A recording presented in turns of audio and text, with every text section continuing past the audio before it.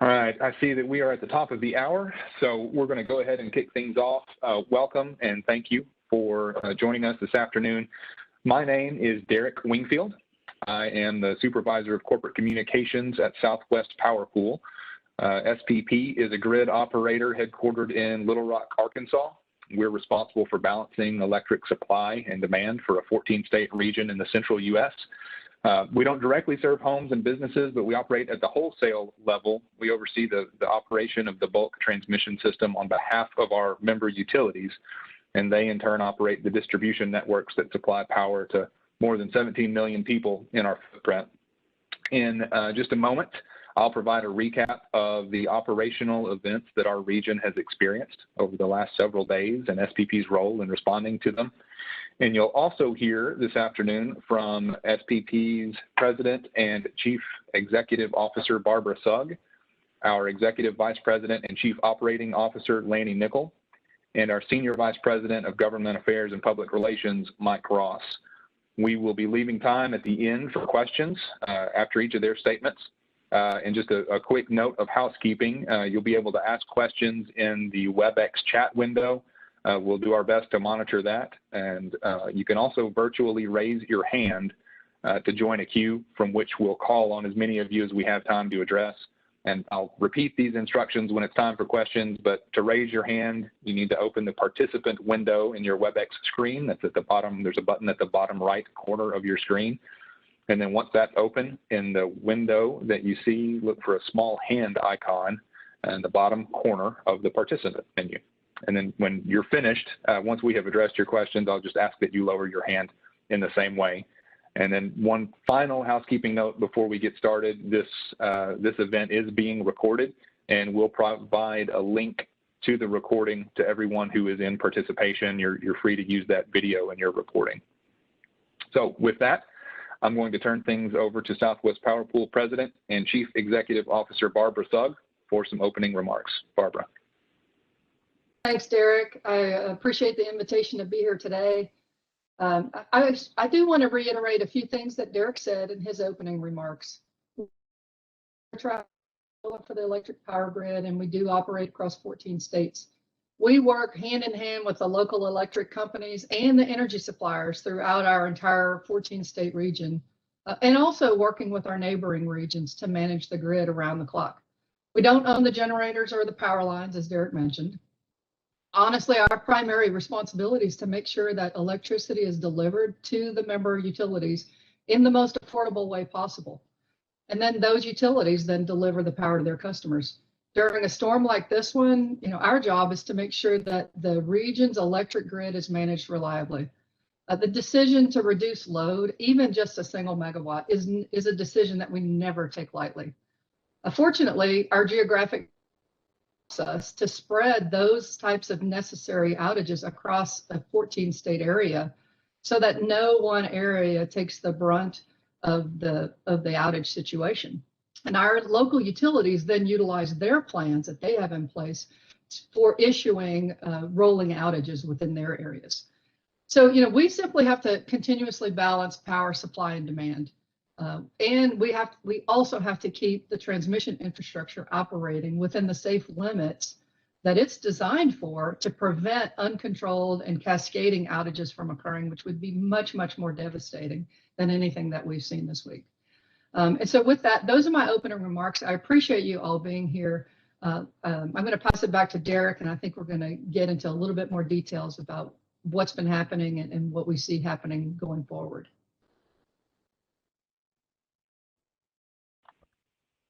Thank you, Barbara.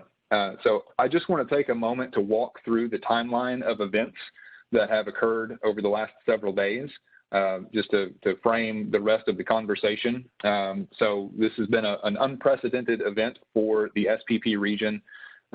We actually began planning for this according to our forecasts several days ago, and the first sort of publicly visible step that we took was the declaration of conservative operations on February the 9th. Conservative operations, that's just our way to signal to our generator and transmission operators that conditions are going to exist that could stress the system, and so we and they should begin to operate the system more conservatively. And there's a number of things that we can do along those lines.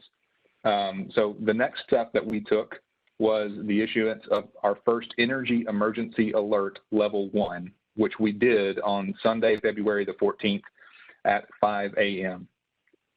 There are 3 levels of energy emergency alert that increase in severity. The first level just means that conditions exist that could lead to the exhaustion of our reserves.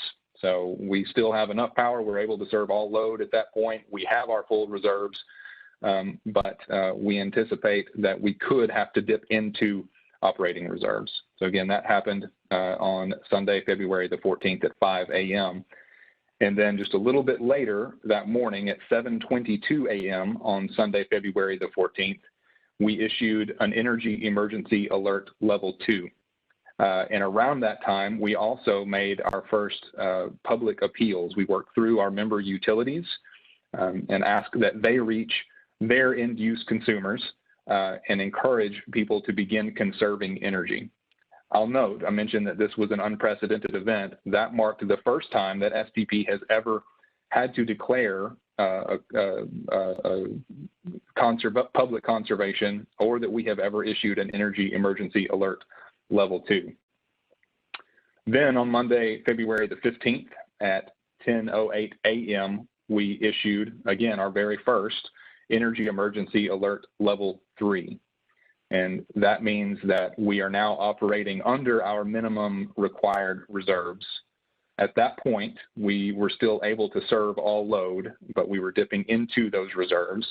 And it was a short time later at 12:10 p.m. Central Time, at 10:08 a.m. that we first had to declare and work with our member utilities to call for controlled interruptions of service. So that was Monday, February 15th. We were able to restore all load 50 minutes later, though. And so we very shortly thereafter were able to get enough generation online to restore load. And by 2 p.m. that afternoon on February 15th, had backed down to an energy emergency alert level 2.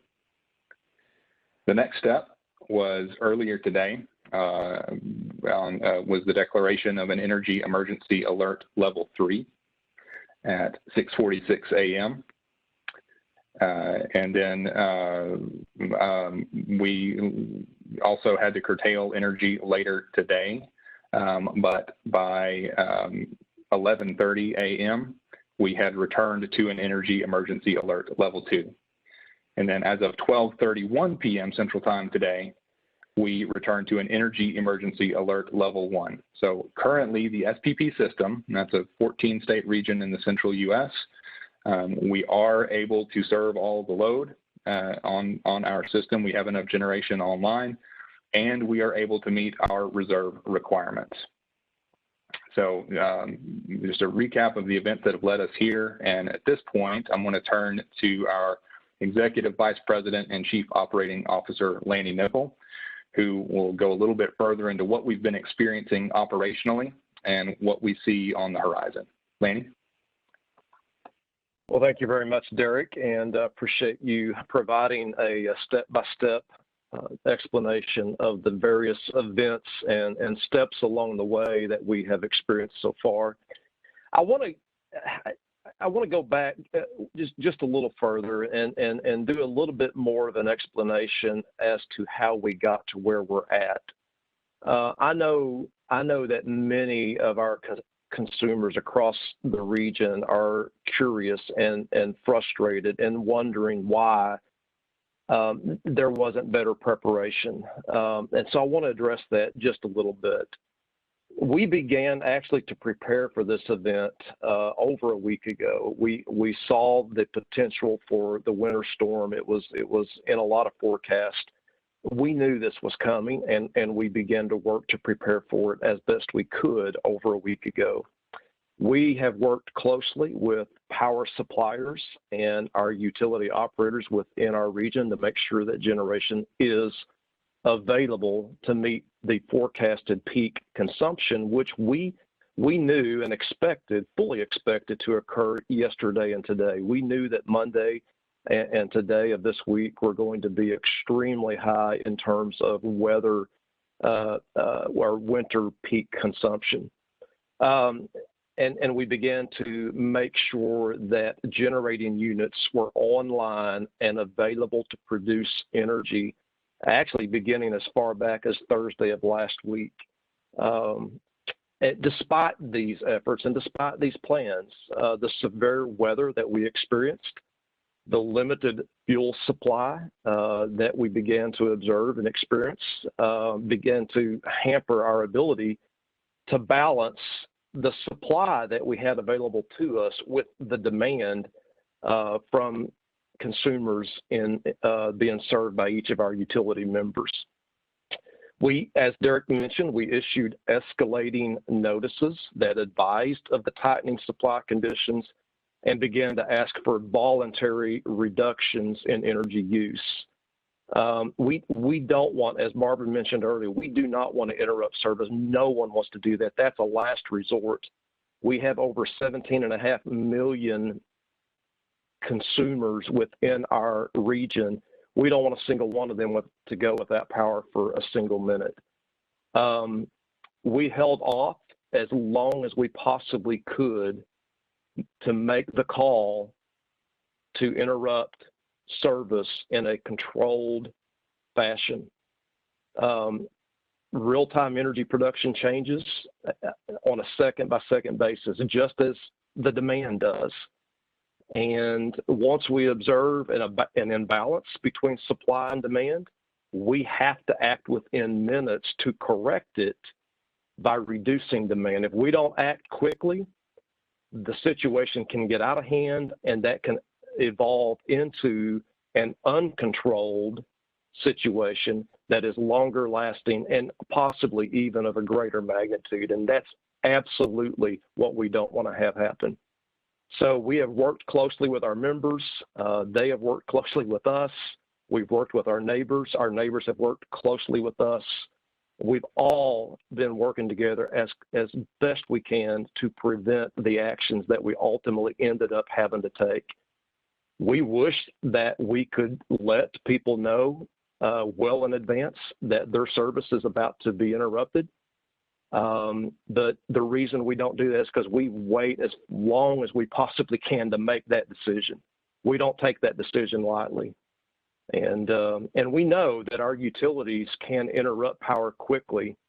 And they have operators with fingers on the buttons, ready to push those buttons and ready to interrupt consumers as necessary and only as absolutely necessary. So having said that, that's kind of the history. What do we project going forward?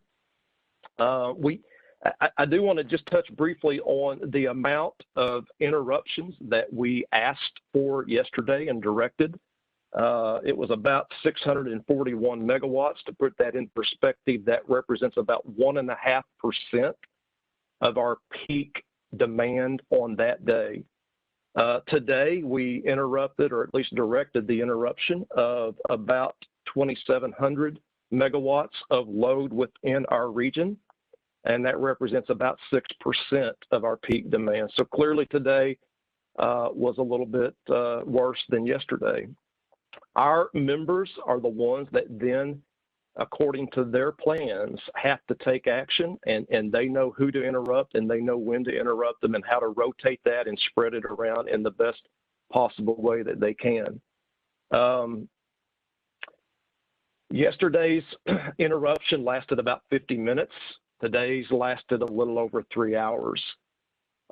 We were able to restore that and are now actually in pretty good shape, but we're not out of the woods. We expect that tonight load will pick up. We'll start to see more and more consumption as the evening grows, and it's possible that we could be back in this situation again later tonight. If we survive tonight without having to direct further curtailments and interruptions of service, we could be back in this tomorrow. There's a lot of factors at play, and every factor has to line up in order for us to be able to be successful in operating through the day successfully.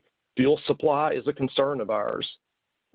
If wind production isn't where we need it to be or where we think it will be, that can cause us to have to take action before we would like to. If gas supply is not where we need it to be when we ask it to be there, that causes us to have to take action before we want to. We rely heavily on our neighbors. Our neighbors have been very good to us, and when they have excess energy, they deliver that to us. We have imported really large amounts of energy from them, and that has helped us tremendously. But if they have to withdraw that, if they have to call that back and curtail it, then that means we have to rely on our own supply within the region. And as we've already stated, our supply is somewhat scarce right now. And so any one of those factors, load, if consumption is higher than what we had previously projected, that changes the picture. All of those factors are what we have to consider. And as I mentioned before, we don't want to have to interrupt load, and we will wait till the absolutely last minute possible while continuing to make sure we can keep the lights on in a reliable fashion and prevent the system from incurring cascading outages before we actually ask customers to interrupt. And so I think with that, we're going to be in this again tonight. I'm not guaranteeing or predicting that we will have to issue service interruptions, but it's possible. We could be in this again tomorrow. Don't know for sure, but it's possible, and it's just it's one of those things. It's an unprecedented event in 80 years. The first time we've had to do this. We're going to learn a lot from it, and I appreciate very much our utilities, our suppliers, our neighbors working with us to make the best out of a really possible, even worse situation. All right. Thank you, Lanny. And lastly, we're going to turn to our Senior Vice President of Government Affairs and Public Relations, Mike Ross. Mike. Thanks, Derek, and thanks to Barbara and Lanny. And as Barbara and Lanny both pointed out, we never want to lose a single megawatt of power on the electric grid. And in fact, we've been coordinating power in one way or another since 1941. And this week is the first time we have found ourselves in an energy emergency alert level 2 or 3. And so it certainly is unprecedented weather and unprecedented times. And as Lanny pointed out, this is something we started planning for a week ago. And public appeals to continue to conserve energy are ongoing. We've been asking folks to conserve energy since Saturday.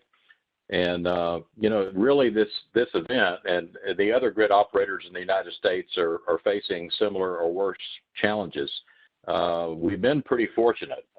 641 megawatts have about 44,000 megawatts is what we lost yesterday, and that was for 50 minutes. And today, a little more substantial, 2,700 megawatts, and we lost that somewhere between 1,500 and 2,700 megawatts.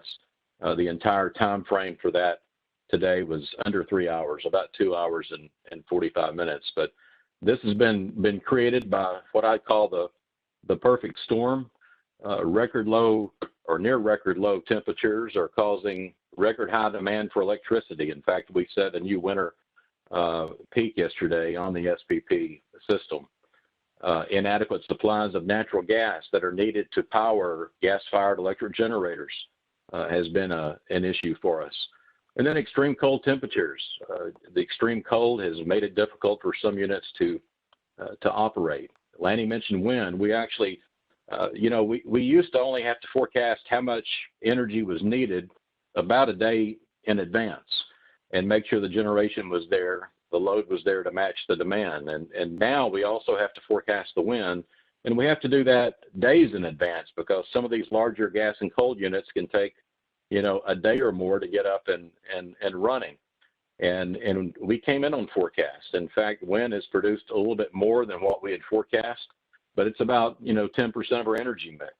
And the average for the year is about 31%. And we forecast the wind to pick back up later in the week. And then there isn't enough available generation to meet demand during the severe weather event.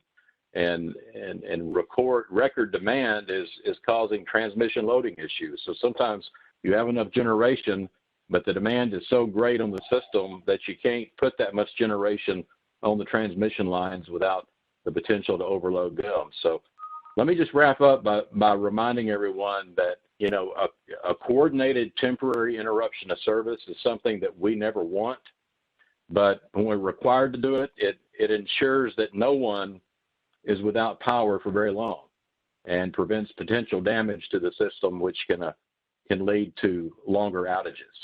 So, in an ice storm, you don't know how long you're going to be out. Sometimes it's days. I've experienced those where it's been more than a week in my lifetime. This is a coordinated temporary interruption of service, something we never want to do. But when we are required to do it, we're doing it so that it does not lead to longer, prolonged outages. And so, as Lanny mentioned, SPP's forecast anticipates that due to high load and persistent cold weather, it's likely that our system will fluctuate between these energy emergency alert levels over the next 24 to 48 hours. So with that, Derek, I think I'll pass it back to you, and we'll be glad to answer any questions anyone might have. All right. Thank you, Mike. And yes, we're going to take some questions now. Again, if you want, you can send the question in the chat. Several of you have done so already. You can also raise your hands. And again, just want to clarify how to do that. If you're unfamiliar with the WebEx platform, just open the participant window. If you're on a desktop machine using that application, it'll be in the bottom right-hand corner. And once that window opens, in the bottom right corner of that window, you should see a small hand icon.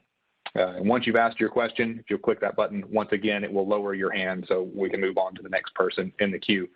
So I'll ask a couple of questions that were asked in the chat first. And the first one comes from Kat Reed with 41 Action News in Kansas City.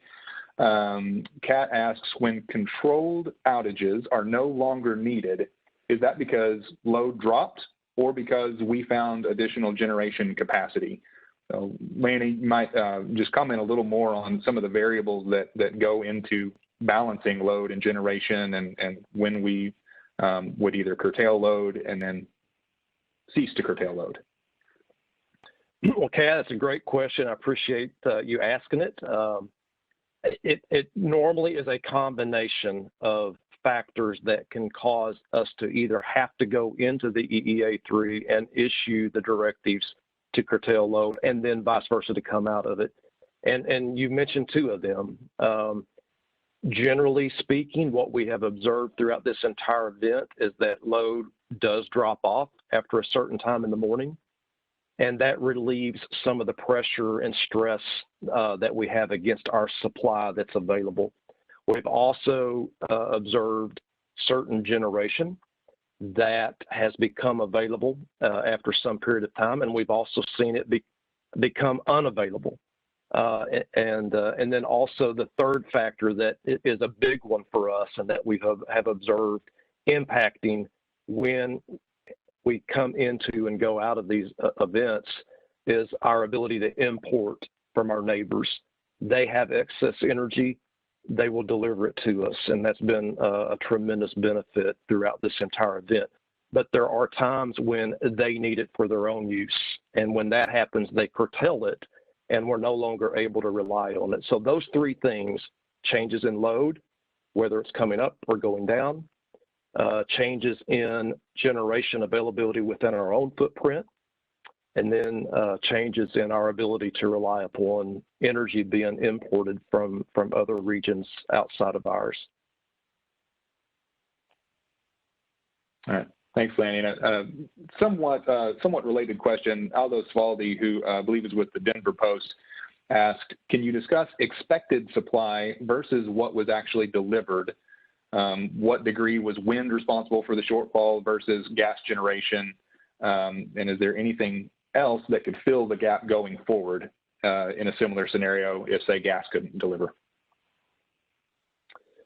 Unfortunately, I don't have all of the data I need to comprehensively answer that question. I can tell you that, at least from a wind perspective, which is something that we follow really closely just because of its intermittent nature, we attempt to forecast it as best we can. It's important that our forecast be accurate. And I will say that, at least as of yesterday and today, our forecasts have been pretty spot on, which has been a real blessing for us.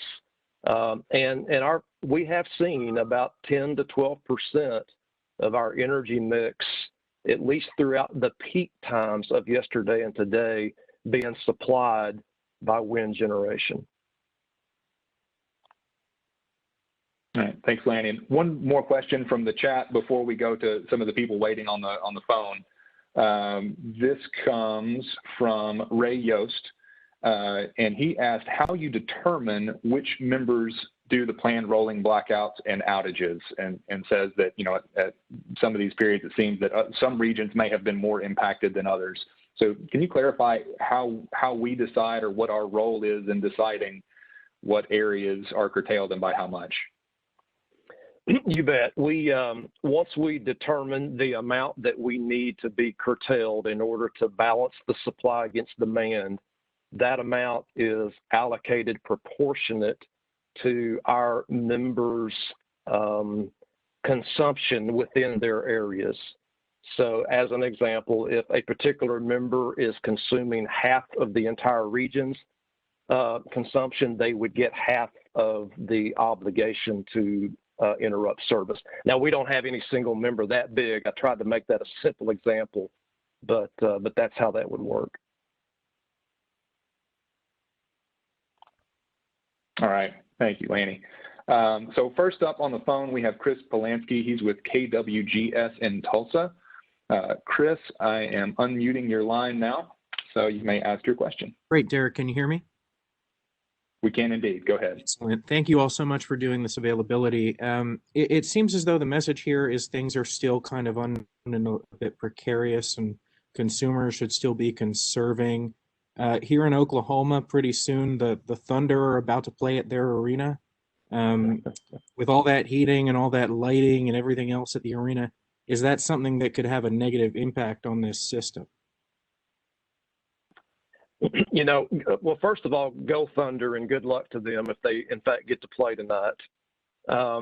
Chris, I don't know how much energy they would consume if they were to play. My best advice would be to contact the local provider in that area, and you know, if we do get to the point where we need to interrupt load, you know, that's got to be something that would be coordinated with that local provider, and I'm assuming that's Oklahoma Gas and Electric. I may add that a load of that magnitude is also considered in the projections. Those games are scheduled in advance. They, you know, when we forecast the load, working together with our member companies, we know about events like this, and that type of data feeds the forecast. So it wouldn't be a surprise. It would be part of what we're planning for already.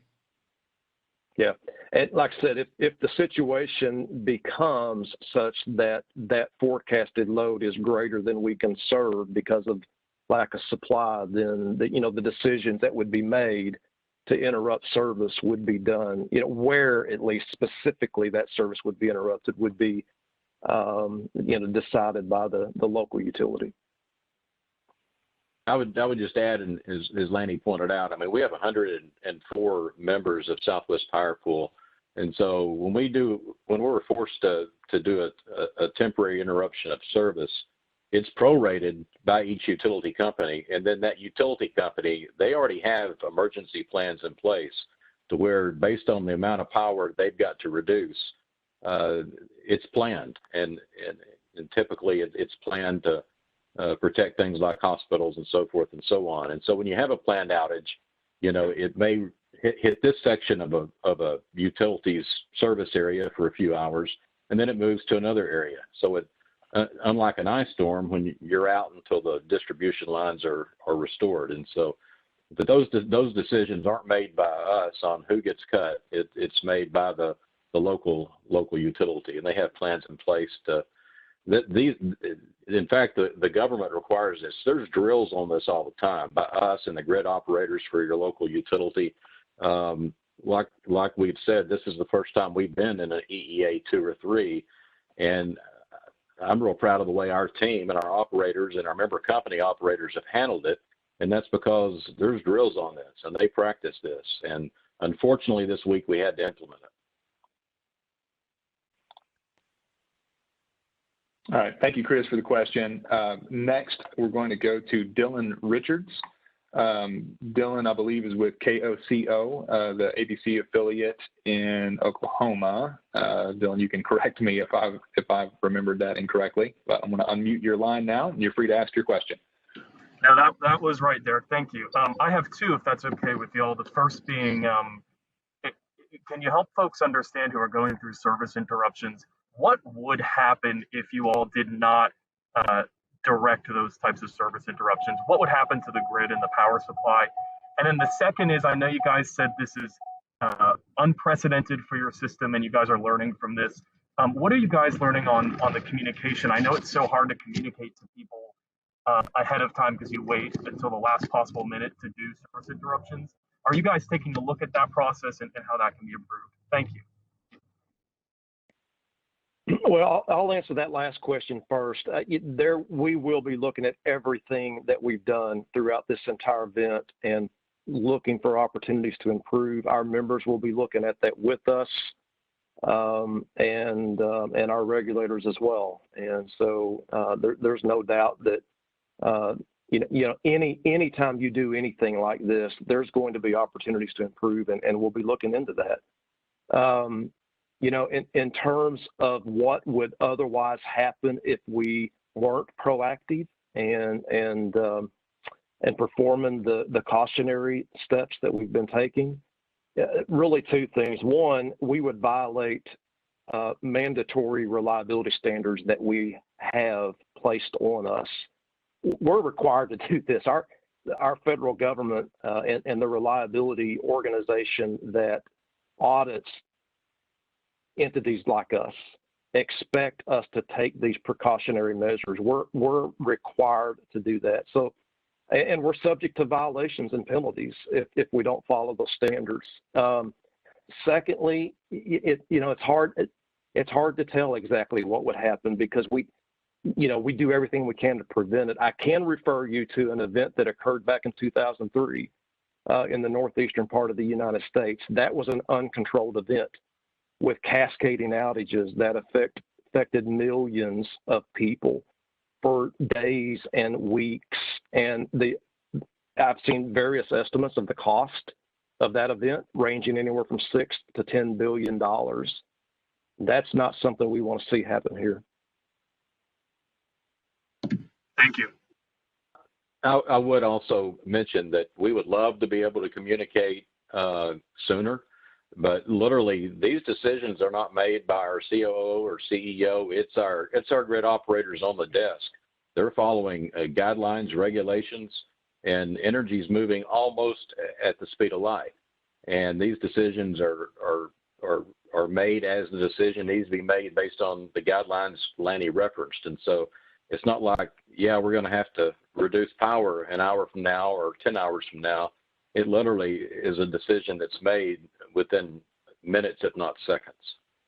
And so we get the message out as quick as we can. But this is probably a good opportunity to point out we're still in the Energy Emergency Alert 1. And anything that you can do as the media to help us get the word out to residents, to end users, to residential and businesses, whatever they can do to conserve energy. Over the next couple of days, we need their help doing that. Their local utility needs their help doing that. I know usually one of the peak times is at night and early morning, and late at, in the afternoon, late afternoon to early evening is peak times. And so, if you can just postpone washing the clothes or turning the dishwasher on, it makes a big difference. And so we need people to try to, turn that thermostat down a degree or two and work with us for the next couple of days, because how much power we need on the system, how much generation we need to meet demand, that's really up to consumers. How much electricity are they using? And we need their help. Hey, I want to follow one thing about what Mike just said, because I think it's a really important point. The conservation efforts have been incredible and have been very much appreciated. There is no doubt in my mind that these outages would have been much, much more significant had it not been for individual customers, businesses, industries doing what they can to reduce the load. So we're not out of the woods yet. We need that conservation to continue. It absolutely makes a difference. And we appreciate our local utility companies for getting that message out to their customers. I hate that we even have to ask for it, but we do, and that's where we're at now. And it absolutely makes a difference. We need to continue to do that. It does have an impact. I mean, we see it in our load. In fact, I can tell you on Monday, our load projection was actually about 1,500 megawatts higher than what we actually saw during the peak. And we believe that's because, at least to some extent, because of the voluntary actions that were being taken in concert with the public appeals issued by our member utilities. So thank you for that. And 1,500 megawatts is a lot. I mean, that's several small towns combined together. That's how much energy was conserved and helped us to manage these outages and minimize the impact of what was happening. All right. Next, I'm going to turn to Shantae Lands. Shantae is with KTBS in Shreveport. Shantae, I'm going to unmute your line, and you may now ask your question. All right. Hi, guys. Thank you. So my question's similar to the question that was just asked, slightly more direct about the decision to do the rolling outages. Specifically, is there any way possible that this could be avoided? And it may be no, but I wanted to ask. The reason partially why I'm asking, there are residents, one in particular in Shreveport, who has COVID and she lost power, and it made it a little bit more difficult for her. So I know everyone has their own issues, especially in this pandemic, but I would be remiss if I didn't ask on behalf of some of the people that have been reaching out to our station and I guess complaining and expressing their concerns over losing power. And I guess the second go round, it was for several hours. So my question is if this could possibly be avoided, and if so, is there an alternative? Shantae, I appreciate the question. I understand the frustration that you're hearing, and I'm sure several of our participants on the phone today have already heard as well. If we could have avoided it, we absolutely would have. And again, I do want to remind you that the first event yesterday lasted 50 minutes, and the event that we had today, where we asked for service interruptions in a controlled fashion, lasted about 3 hours and 21 minutes. Again, what we're trying to protect against is those events lasting much, much longer. And, what I can't tell you is exactly how each individual consumer and customer of our member utilities are going to be impacted by that. But what I can tell you is we do everything we can to avoid having to do it. And then when we do it, we want to minimize the amount of time possible that they would have to be exposed to some outage. We ask our neighbors to supply us energy. We reach out to all of our member utilities that have generation and ask them to bring it online. If it can run, it's going to run. And if it has supply of gas or wind or whatever fuel is needed, coal, if it's got that supply, we're going to tell it to run, and we'll take any and all action in order to prevent that last step from occurring, which is to ask for controlled interruptions of load. And thank you for that. And apologies if you guys already said this. How much longer do you think this will go on? Just until the weather subsides, till the end of the week, just so that people know what to expect? Right now, we are thinking that we could very much be in and out of this kind of situation through tomorrow evening. So hopefully by Thursday, we can get out of this, and we feel a lot better about Friday. So we're looking at through the rest of the day and tomorrow where we have at least some risk of having to do the same thing, hopefully for a short period of time, but there's a chance. So by Thursday or Friday, the latest, it sounds like. Yes, ma'am. Okay. Thank you. Thank you, guys. Thank you, Shantae. I want to take one more from the phone for now, and then I want to get to a couple that have come through in the chat. I will just kind of pause for just a second to acknowledge that we have a lot of questions. I see a lot of you still with your hands raised. If we do not get to you, we'll be going through the chat transcript, and we'll do our best to follow up with you after the fact to answer any questions that did not get addressed. And for those of you who were waiting in line and we didn't get to, if you'll follow up with us by email or phone call with saying, we'll do our best to respond in as timely a manner as we can. For now, I'm going to turn to Kasia Mysek. Kasia, I'm going to unmute your line and you'll be free to ask your question. Go ahead. Hi, I have a two-part question. One, it was mentioned that fuel supply is still a concern, and specifically wind and gas. So I don't know if someone could comment on how much wind, gas, possibly coal had tripped offline or come offline. And also, the second part was the supply from neighbors. How much power was SPP importing and from where? Kasia, at our peak import levels, we were seeing around 6,000 megawatts of energy being delivered to us from our neighbors.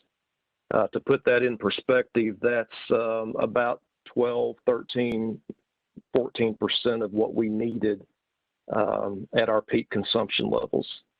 I don't have specific amounts of the amount of outages. You know, one of the things that we will do after the fact is investigate and analyze all of the details of every single event that's occurred along the way.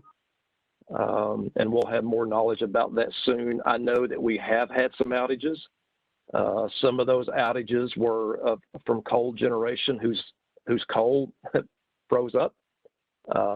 Some of that was from gas, who just, sometimes the gas supply just wasn't there. Sometimes the transportation on the pipelines wasn't available.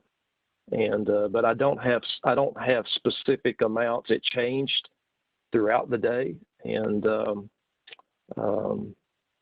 we will have that at some point. But I know we saw outages, and we saw plants that were offline be able to come back online.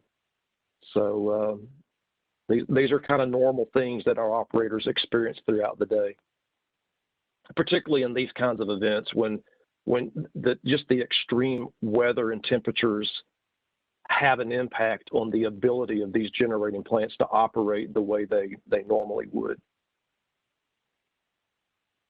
Thank you. All right, I want to get to a couple more of the questions that have been asked in the chat. There have been a couple related to sort of the chain of communication and how notifications are sent out. So Reese Gorman with the Norman transcript asked, how do you recommend utilities go about alerting their customers about controlled outages occurring? Arlen Gortmaker had also asked, just what is the chain of communication? Who knows first and next, and so on. So maybe just explain, the chain of events when we see something happening, who gets notified and how and when. When we observe the need to issue the directives to curtail load, the very first thing we do is inform all of the utility operators who have the ability and the plans in place to act on that directive. So it's the transmission operations part of the organizations that perform those activities. So, for example, it'd be Omaha Public Power District, Nebraska Public Power District, Oklahoma Gas and Electric, American Electric Power, SWEPCO, PSO. Those are the utilities within our footprint, and I've just mentioned a few that would get that very first notice. It's electronic notice, and then they have to confirm that they received the notice, and then they proceed to implement their plans to achieve the relief that we've asked. As far as things that they can do to let their customers know, I presume, and in fact, I follow many of our member companies on Twitter, and I know that many of them use social media, and I've seen them announce, for example, that SPP is an energy emergency alert level 1. They announced when we went to an energy emergency alert level 2. Those are the kinds of information that is available and that has been made available by the utilities to their consumers. Beyond that, I don't have any other advice in terms of how to improve that communication. It really depends on a solid and open line between the utilities and their customers.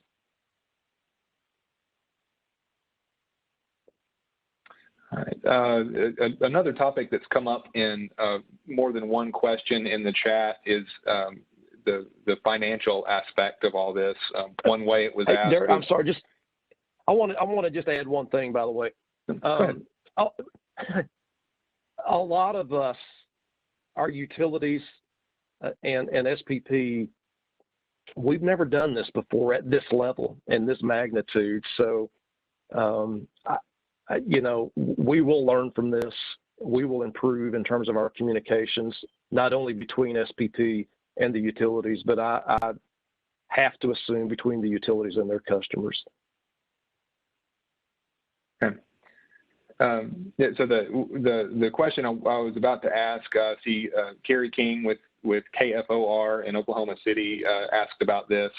I've seen a couple of others about the role that market prices played in this. One person asked, was it the money or the giant increase in price, or was it actually a lack of energy?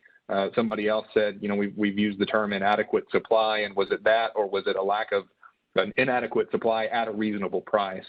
So how much of this was because the fuel just wasn't there, generation wasn't there, and how much was it because it was just very expensive?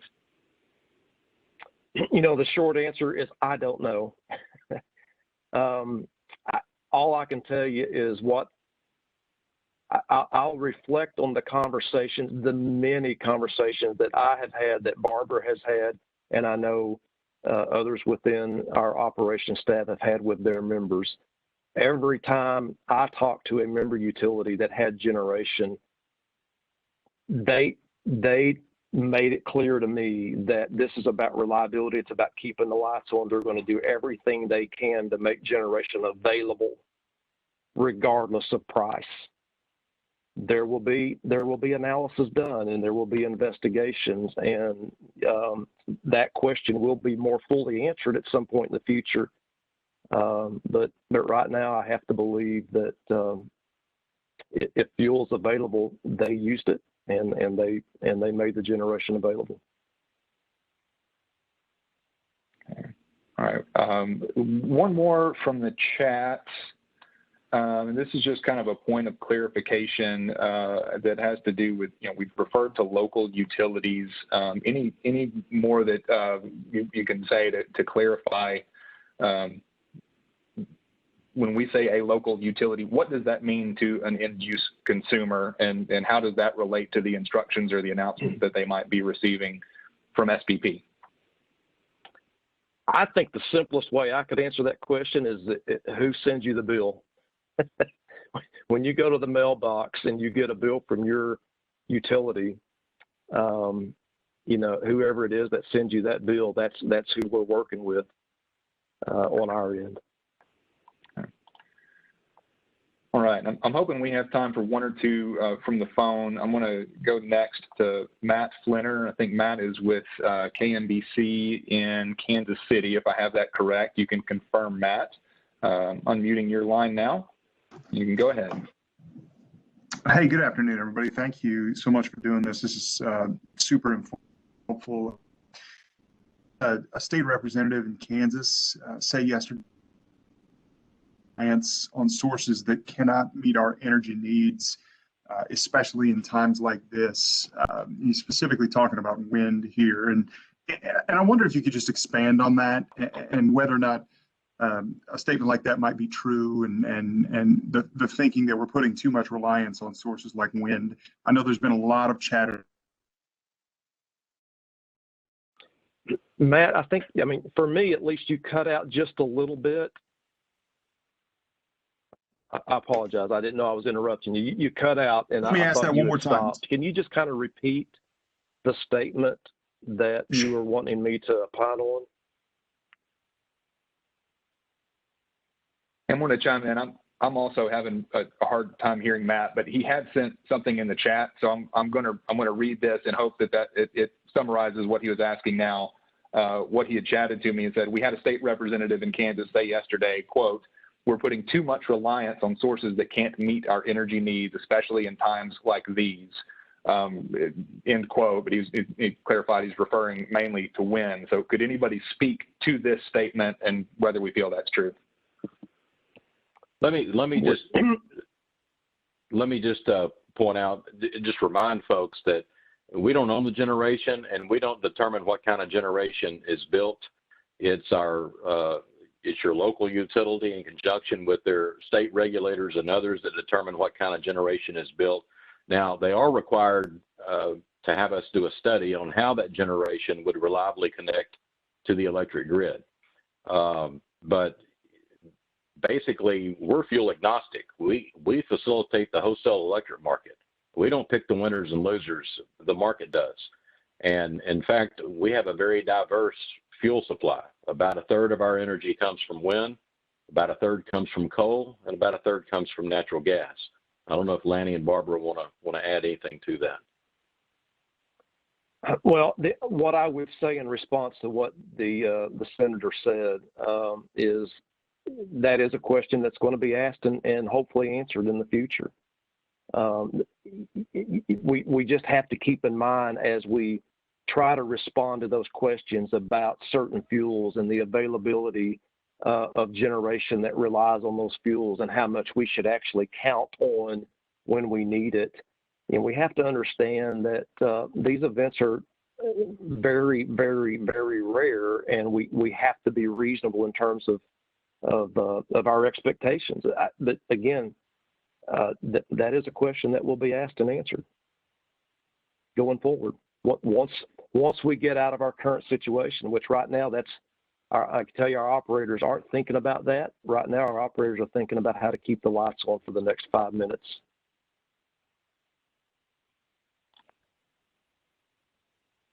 All right. And Matt, I apologize that our audio connection got interrupted there. I hope that does address your question. And if we need any further clarification, you can chat or email me. We'll take one more question from the phone, and then there's another that has been mentioned several times. So we're going to end on one after that from the chat, and we'll do our best to follow up with everyone else offline. But for our last question from the phone, I'm going to turn to Adam Willis. Adam, I'm going to unmute your line, and if you wouldn't mind just clarifying what organization you're with. Go ahead. Sure. Appreciate you taking my question. Adam Willis, I'm with the Fargo Forum in North Dakota. My question is, our Governor Doug Burgum in North Dakota put out a press release today saying that he was urging the Western Area Power Administration, WAPA, basically to give as much advance notice to residents as possible, given the complications going on and the short notice that's coming from SPP on these issues. I'm just curious if you can speak to whether that's possible right now, given the circumstances. Can these utility providers provide more advance notice than they're already giving? You know, it would be very difficult to provide advance notice with a high degree of certainty. What we can do, and what we have done, which is available for any of our utility members to consider, is just given the advance warning that this could happen. But you know, to be able to tell somebody in 15 minutes exactly expect your load to be turned off, I don't know how they would be able to do that, because we're all waiting till the absolute last moment to make that decision. That covers my question, but I appreciate you taking it. I want to add just one comment. We're waiting till the last minute because we have to wait till the last minute. Okay, we don't want to cut people preemptively. If there's a way to avoid it, then we're going to avoid it. And there's a lot of moving parts, and it does change by the second. And we do have to make these decisions. That's why we have the energy. So we have levels 1, 2, and 3.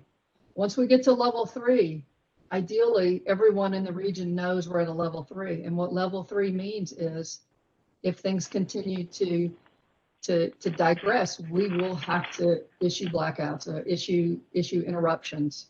And so, you know, I think that's probably the best those companies can do is, and as Lanny mentioned, we've seen quite a few of them that are posting those kinds of things on Twitter and, you know, robocalls to their consumers and other things. So.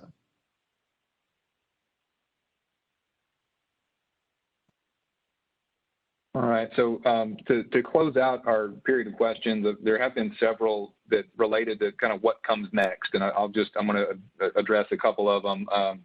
This is kind of a nice segue from where we've just been. Jasmine Putney, I know you sent a question citing comments by Nebraska's governor calling rotating outage unacceptable, just hinting that something would need to change.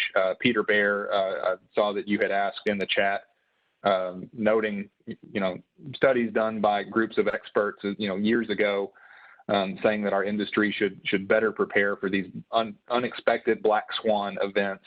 And others of you have asked about, you know, what we anticipate going forward in terms of investigations and changes in policy and things like that. So just to any of you, Lanny, Mike, Barbara, any comments on what you think is next and what we'll do to try and prevent something like this from happening again or to mitigate the effects of another event?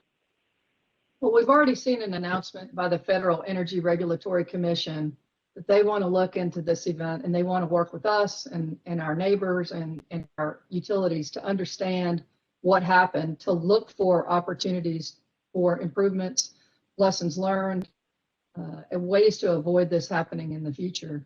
So there's going to be good guidance that's going to come out of from a national level, looking at the whole big picture of what's happened here. This deep freeze in the South, it is unprecedented. We've set record temperatures here where we're located, and it has stayed cold for a long time. So it is definitely an unusual weather event. And SPP is a 14-state region. You know, one of the benefits of RTO membership, opinion, is that, you know, we have this geographic diversity, and when things are happening in the northern part of our footprint, oftentimes the southern part of our footprint is able to pick up the slack, produce extra power, some of the concerns. In this case, what we're seeing now is the challenges are really in the southern part of our footprint, and the folks up in the north, as part of our region, are helping out. It's unfortunate. It is completely unfortunate that we have to issue a single outage, and that is the worst situation for us, short of cascading and uncontrollable outages happening. And we're benefited by the fact that it is spread across such a huge area that we don't have to take a city the size of Kansas City and black them out for hours. We able to, spread that, everybody working together as part of one big team. And I think that's one of the benefits of regional organizations like SPP. And we're not going to do this alone. We are an organization. We're highly collaborative. We have very engaged members.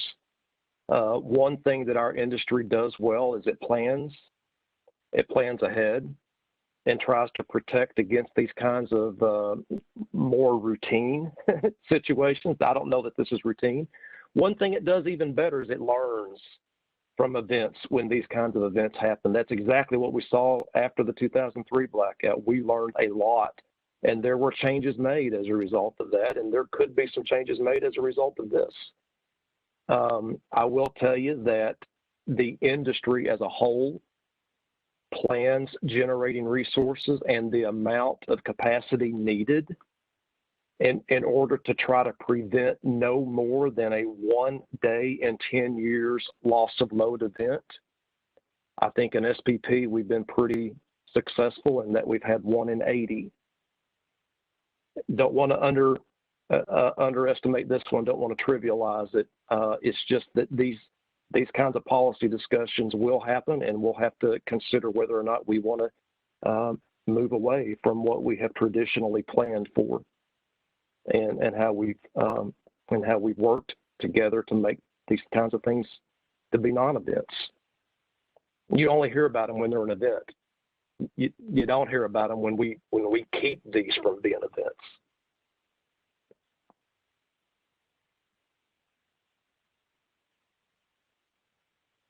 All right. Well, we are at the close of the hour, a minute past now. I do want to thank everyone for taking time to join in, and I hope that we've been able to connect some of the dots and explain, clarify SPP's role in managing this event and responding to it.